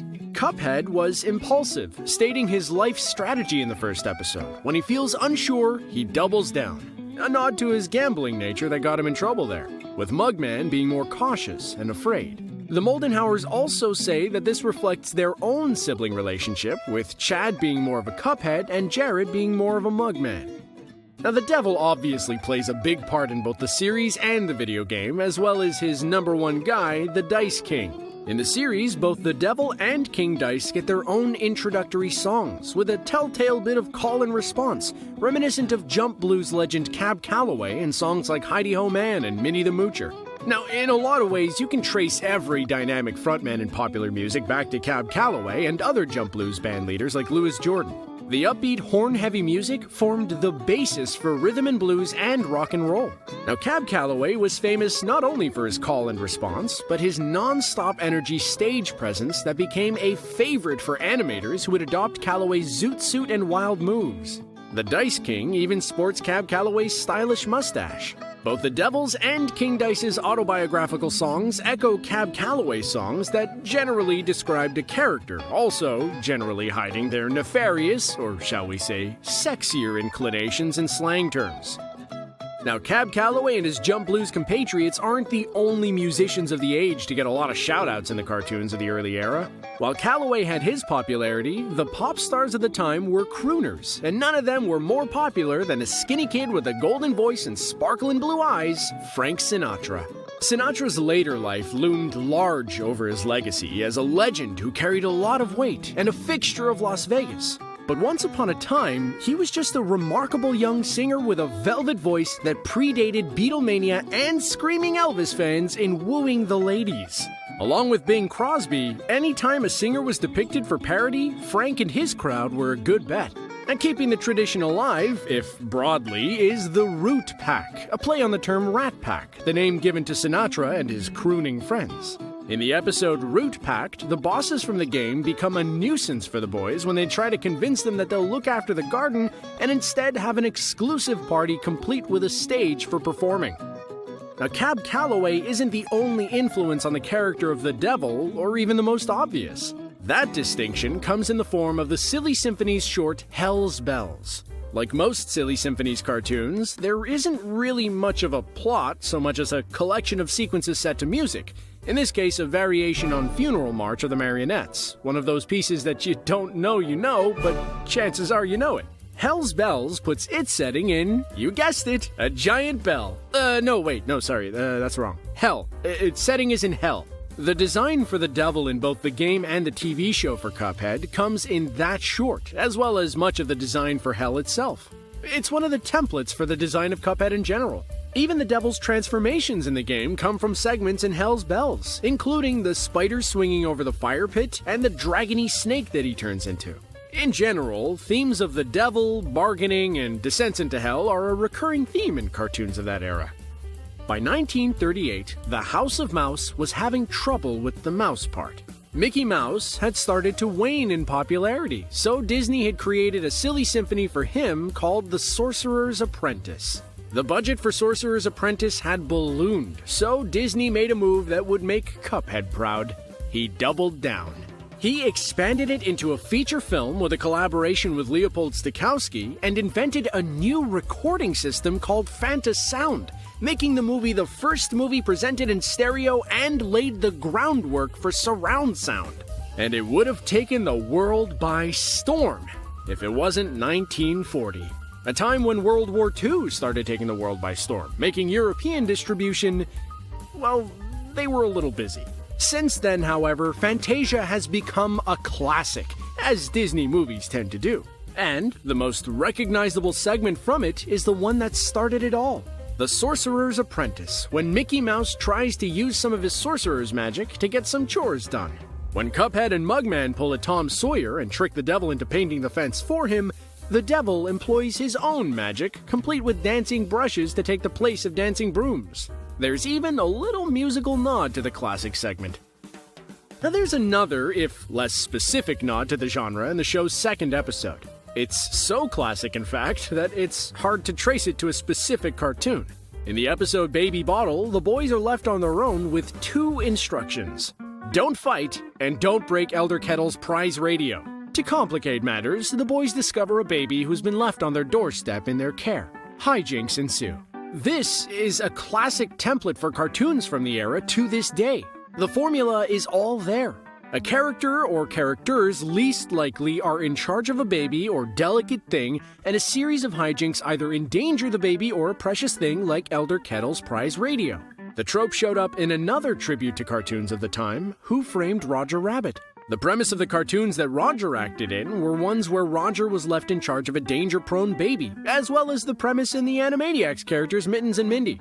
Now, not all nods are subtle or little known. Even if you're not into old Silly Symphony and Fleischer cartoons, you've likely come across the Silly Symphony The Skeleton Dance. If nothing else, it seems to be playing on the TV of people in horror movies right before the spooky stuff starts to happen. If, for some reason, the Skeleton Dance starts playing on your TV for no particular reason without you seeking it out, move out of your house, burn it to the ground, and send exorcists. Some spooky nonsense is about to happen. In the episode Ghosts Aren't Real, Cuphead and Mugman find themselves crossing a graveyard at dusk and trying to convince themselves or each other that they aren't afraid when they clearly are. In addition to the tribute dance of skeletons, there are nods to Disney's Haunted Mansion and the Mausoleum stage from the game, which is extra frustrating if you say, forgot how to parry and don't know what the stage wants from you. I am really bad at this game. Another broad nod to the genre is the theme of anthropomorphizing basically everything. That means turning things not people into things very much like people. Like a cup, mug, and a kettle who walk around and talk and have gardens and adventures. It's the evolution of that theme that gave us movies like Cars and Planes. They were riffs on cartoons like that Tex Avery short for MGM, Little Johnny Jet, where a pair of parent propeller planes have a little child jet. Like many of these things, the less you think about it, the better. In the intro, Cuphead ends up conducting a band of anthropomorphic instruments like the tuba that attacks with low notes. This is a nod to the Silly Symphony Music Land, essentially a Romeo and Juliet story of a violin from Symphonyland falling in love with a saxophone from Jazzland, presumably to go on and join the Dave Matthews Band. Kind of fitting, the saxophone was patented by Adolph Sax in 1846 and largely disliked by the composers of the time. For the first decades of its existence, it was a novelty instrument popular mostly in France, until Sidney Bechet brought one back to New Orleans, starting the saxophone's long association with jazz. Can you spot the band, geek? Now, not all the bosses make it into the first season of the Cuphead show. Gotta save something for a second season after all. Well, it is Netflix, so I guess you never know. But there are some cameos if you look. Actually, probably a lot of them. But here's one of them. When it comes time to face down King Dice, there's a sub-boss, Chips Bedigan, which is an anthropomorphic, we paid a lot for that word, we're gonna get our mileage out of it, stack of chips. In the first episode, where the devil gets his claim on Cuphead's soul, in the gathered crowd isn't necessarily Chips Bedigan, but a stack of coins in the same vein. Now this one is another grab by YouTuber Justo All Day from the trailer. Bosses Ribby and Croaks make their appearance in the episode called What Else? Ribby and Croaks. This time, they're riverboat nightclub owner brothers who had given up their fighting ways for their nightclub act. Naturally, being frogs, flies play a key part in their boss battle. In a nod to that, the nightclub band is made up of flies. Now, the one thing that they haven't managed to translate from the game is the frustration that turns you into a gibbering idiot begging the little cup man to stop running into the woodpecker every time you try and jump a gap. Did I mention that I am abysmal at this game? Oh, but not as bad as Dean Takahashi. What, you don't remember that legendary clip of him not being able to get through the tutorial level? You should really do yourself a favor and check that video out. The Sandman is one of the more faithful adaptations of a comic book series in terms of story in comparison to a number of live action adaptations. And this is no surprise considering the original writer of the comics, Neil Gaiman, played an active role in the series production. Because of this, there are a number of callbacks, references, and Easter eggs to the cult favorite graphic novels. And that's why we're gonna go over 25 things or so that you might have missed in the Netflix show. And some general, hopefully interesting trivia. Hey, it's Patrice with Screen Rant, and let's get into it. And yes, of course there's going to be major spoilers for the Sandman in all of this video. So if you haven't seen it yet, I'm gonna kindly ask you to get the hell out of here.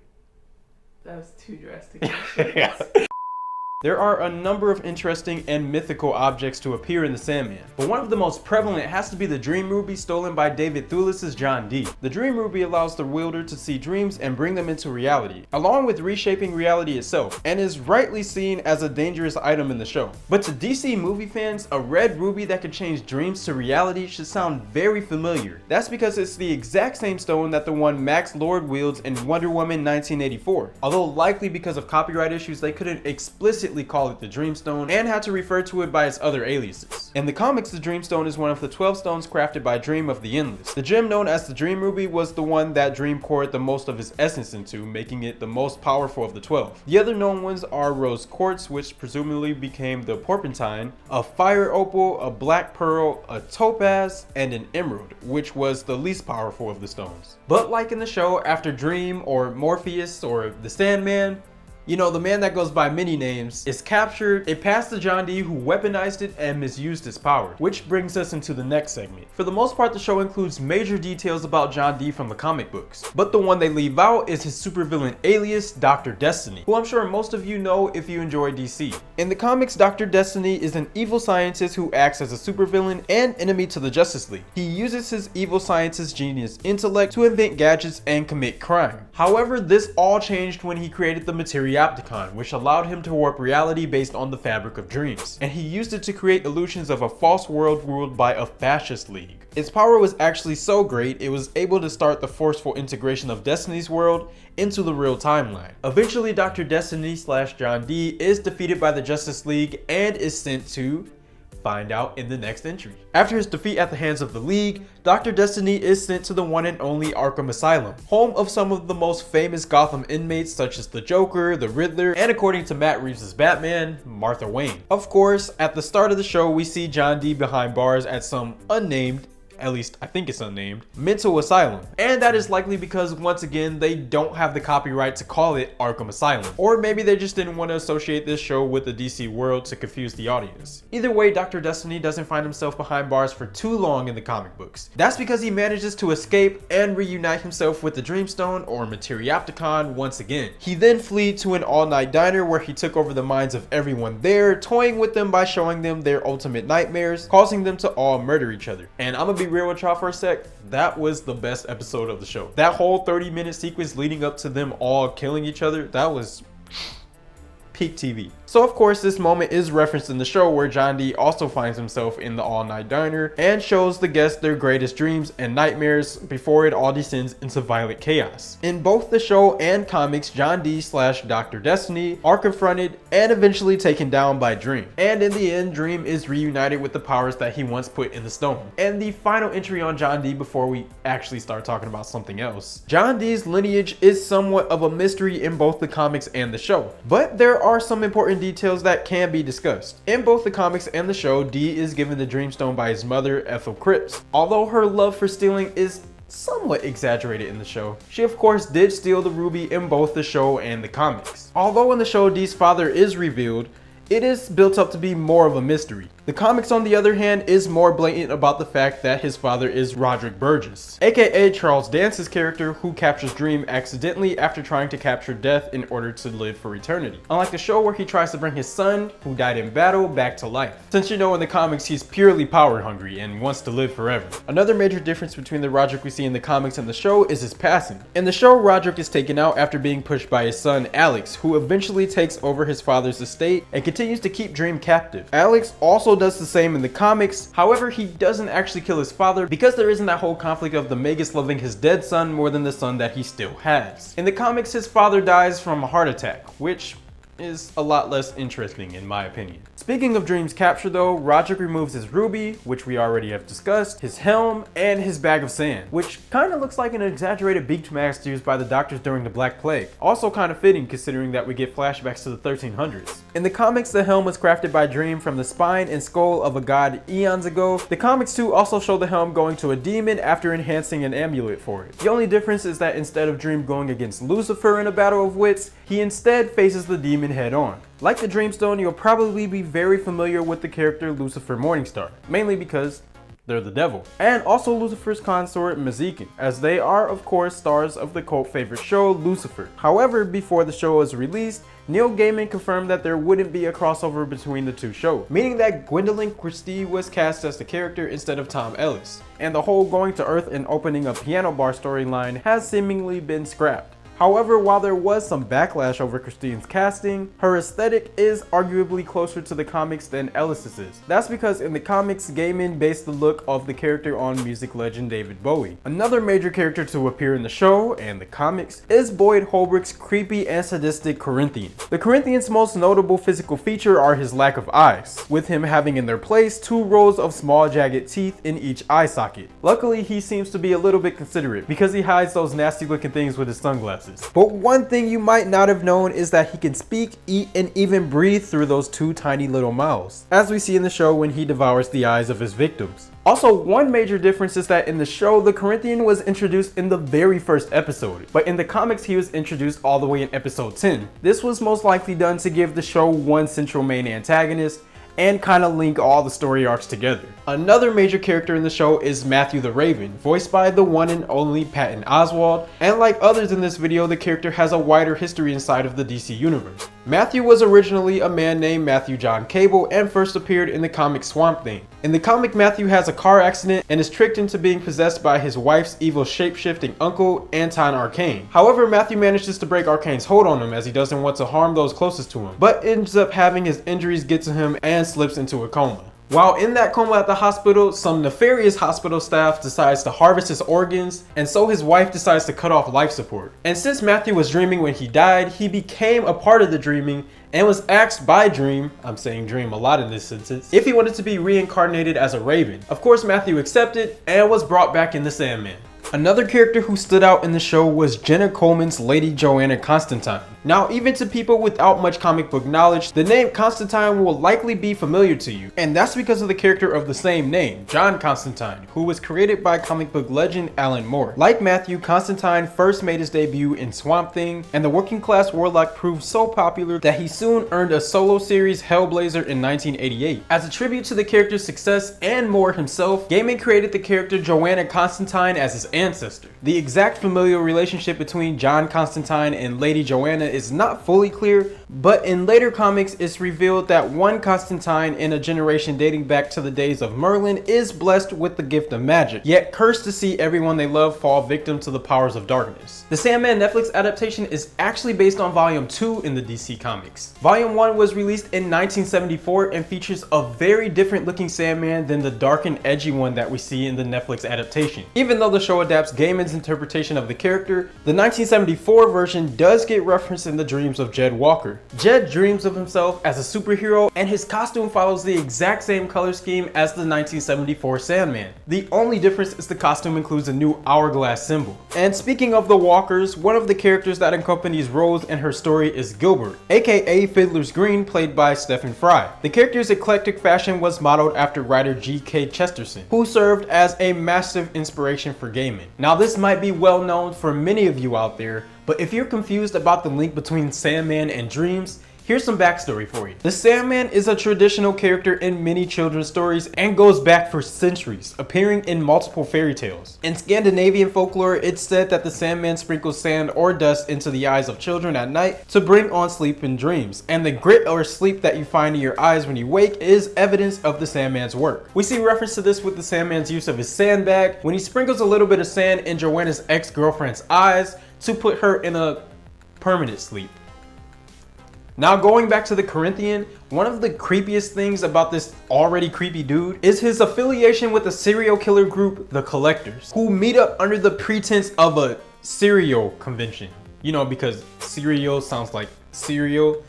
Yeah, you get the idea. In the comics, as the Corinthian traveled across the United States, taking out young men, he ends up subtly influencing others into indulging in homicidal impulses who eventually become the Collectors. It's the reason why he's such a big influence and celebrity in the community. Speaking of that convention though, we also hear some other famous names mentioned, including the Boogeyman, the Candyman, and the Family Man. In the comic books, the Family Man is a London-based serial killer who, like in the show, can't attend the convention and is replaced by the Corinthian. In episode 2 of the show, Dream ends up visiting the Fates. The Fates, or Mirai, have held a comic place in mythology and literature throughout the years, such as appearing in Macbeth, Hercules, and even God of War. In the comics, the Fates have a long history with the League, including Superman, Green Lantern, and in particular, Wonder Woman. When Dream talks to the Fates, they also bring up another familiar name, Circe.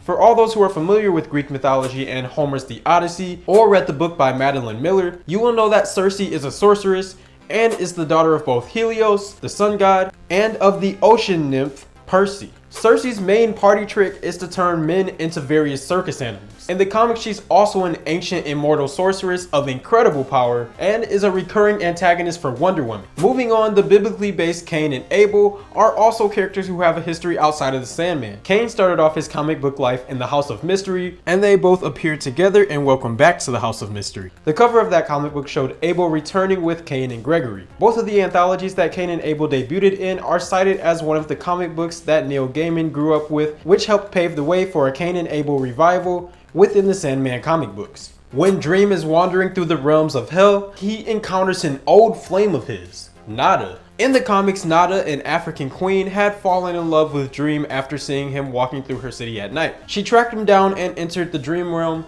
where she met him and told him that she had fallen in love with him. He tells her that she can join him within the dream realm if she wishes, but she refuses, saying that nothing good can come from the relationship between a mortal and an endless. Heartbroken because Dream just got turned down pretty much, he goes back to try to convince her to stay with him, and the two go do their thing on top of a hill overlooking a city. In the morning, a meteor strikes her city, destroying it completely, and after seeing this, Nada throws herself off a cliff before Dream can stop her. He meets her in Grandmother Death's realm and tries to convince her to come back and live in the dreaming with him. After she refuses twice, he tells her that if she refuses again, that she will be sent to hell, which is where she ends up going. And that's why in episode 4, Dream ends up running into her while looking for Lucifer. This will probably be a plotline that gets fleshed out more in season 2. Continuing on the train of thought of important women in Dream's life, let's talk about Lucien. Lucien, who is a man in the comics, was one of Dream's first ravens before being turned into human form and then being replaced by Matthew. It's believed that Lucien was once a mortal human, although it's unclear when they lived or who they are. So maybe Gaiman will decide to expand on that in later seasons. During that 100-year time jump sequence we get where Dream meets up with his only human friend, Hobgolding, each of the years they meet end in 89. This eventually leads to 1989, the year that Gaiman's Sandman graphic novels were first released. Also, 1989 happened to be the year that Dream didn't meet up with his friend, so he was probably busy getting those graphic novels published. Just kidding, he was locked in the basement. In that same sequence where Dream meets up with Hobgolding every century, he comes across a familiar name, Will Shakespeare, aka William Shakespeare. Dream ends up giving him unlimited inspiration in writing his plays if Will created new dreams to spur on the minds of men. In the comics, Shakespeare ends up writing one of his most famous plays for Dream, A Midsummer's Night Dream. This next entry is something we're going to call Gaimanisms, which we're pretty much going to define as the little flourishes that he adds in all of his work. The Sandman was relatively early in Gaiman's career before he went on to create some amazing works, not saying that Sandman's not amazing because it is, but those works included American Gods, Coraline, Stardust, and Good Omens, which he created with Terry Pratchett. A lot of Gaiman's works include blends of multiple religions and mythologies, trips to different realms, road trips, quirky and eclectic characters, powerful children, and characters wearing all black. In fact, Dream's aesthetic was based off a Japanese kimono and Gaiman's very own wardrobe. And the physical similarities between Dream and a young Neil Gaiman are pretty much impossible to ignore. And this last one isn't really something you missed, but more so a similarity we noticed between the Sandman and other media. One of the trippiest moments in the show is the Immaculate Conception scene, where a baby is conceived through dreams, or the power of blending the real and surreal. The Sandman isn't the only show in pop culture to do this, with WandaVision also having Wanda bring her own children to life through the power of her thoughts and dreams, and by doing so, threaten to break reality in general. Conception via dreams is also a theme in the works of Haruki Murakami, in particular his novel 1Q84, which has a somewhat similar sequence. And just a little bit of trivia on our way out here, this isn't actually the first time they tried to bring Sandman to the screen, with this project in particular being in development hell for over a decade. At one point, the rights were obtained by Warner Bros. And their subsidiary, New Line Cinema, and they intended on turning it into a movie starring Joseph Gordon-Levitt, but the actor eventually dropped out, citing creative differences. Yeah, thank God that didn't happen. Not because of Joseph Gordon-Levitt, but because it would have been in the hands of Warner Bros. And Discovery Plus now that they're merging together or whatever. The movie and rights were stuck in purgatory until Netflix eventually picked it up, and well, the rest is history.